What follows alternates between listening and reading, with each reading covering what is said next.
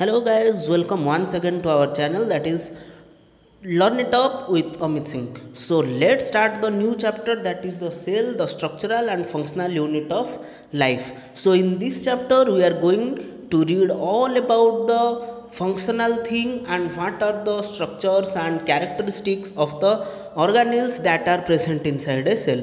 In the part 1, in the class of part 1, already I have discussed all about the cell, what is cell, what are unicellular and multicellular organism, how many cells are there in our body, or what are the shapes and size of the cell. So in this part we are going to learn all about the different function of different cell organelles. Okay, so let's recall all the things that we have read in the previous chapter.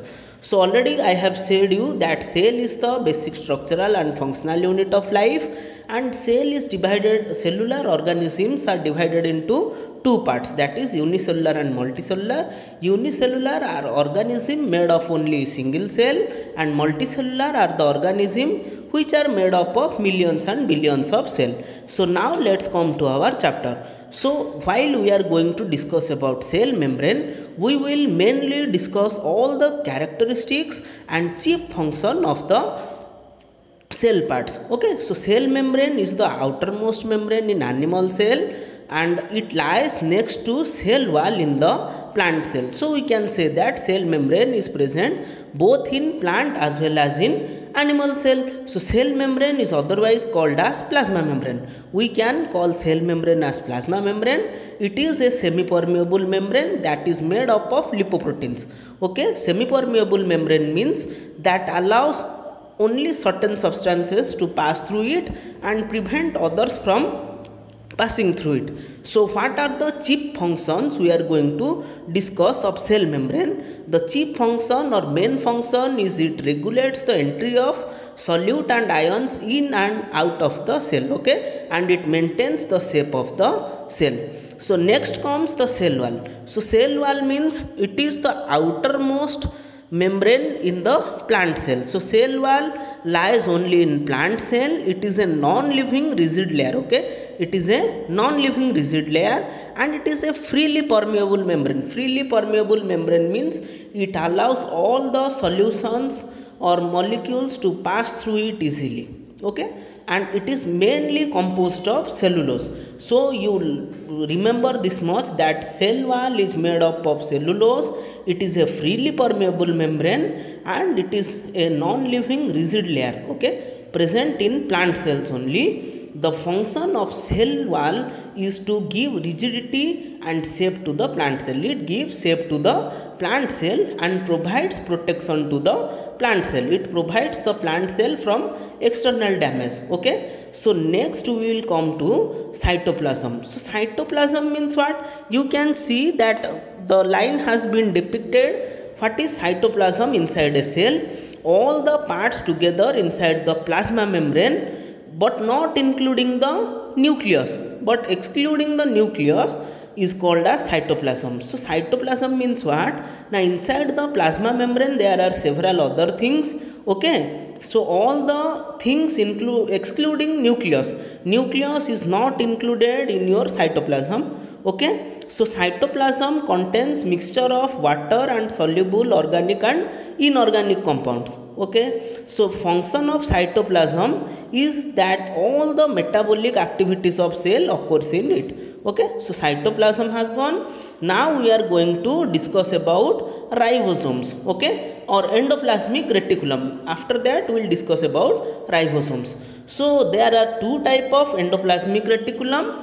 So what are the two types of endoplasmic reticulum? The smooth endoplasmic reticulum and rough endoplasmic. Okay, smooth and rough. Remember, the endoplasmic reticulums are irregular network of double membrane tubules. Okay, they are double membrane tubules. So you can see easily in the diagram that there are two types of, one is written rough ER, another one is written smooth ER. Smooth ER means smooth endoplasmic reticulum, rough ER means rough endoplasmic reticulum. Okay, smooth means without ribosomes, but rough endoplasmic reticulum that contains ribosome or it has ribosomes attached to it. Okay, its function is to it acts as a supportive framework for the cell. Supportive framework means what? Like the bones act as the supportive framework of our body, like that endoplasmic reticulum acts as supportive framework for the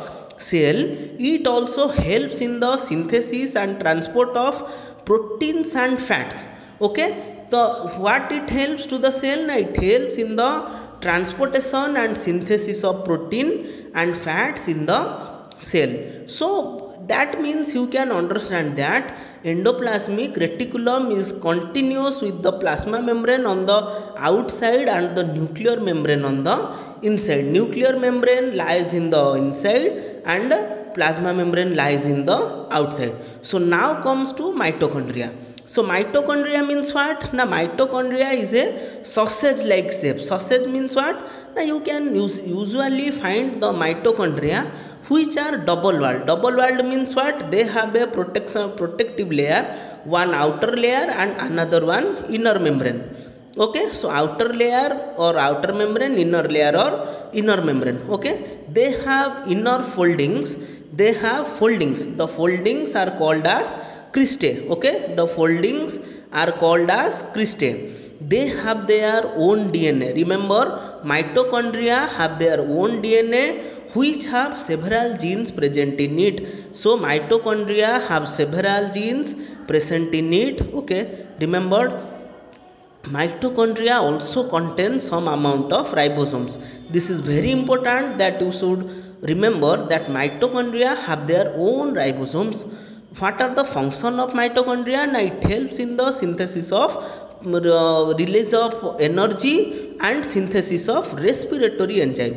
The main function is the synthesis of ATP, okay, adenosine triphosphate. It usually helps in the respiration of the cell. So next comes to Golgi body, otherwise called as Golgi apparatus. Okay, so Golgi body or Golgi apparatus. So Golgi apparatus means what? They are stacks of flattened membrane sacs.